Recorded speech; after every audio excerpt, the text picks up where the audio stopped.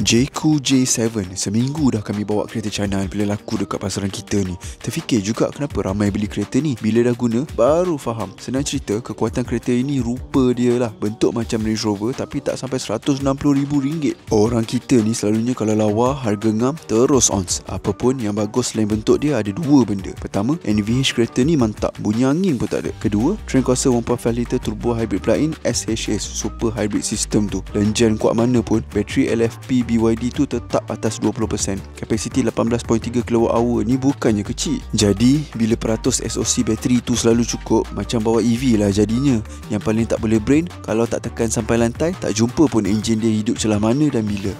Bak power 347 PS 525 Nm yang ramai tertanya tu, force dia sebenarnya lebih kepada motor yang dipakai lah, iaitu 204 PS 310 Nm. Cuma satu benda je lah, petrol telan sampai 6 lebih liter per 100 km. Tak rendah macam hybrid Jepun. Tapi kalau PHEV Jerman tak cas bateri macam ni, tahap makan minyak dia tu macam haus puasa seharian. Soal karakter pemandan dan logik kawalan, ini tipikal kereta China lah.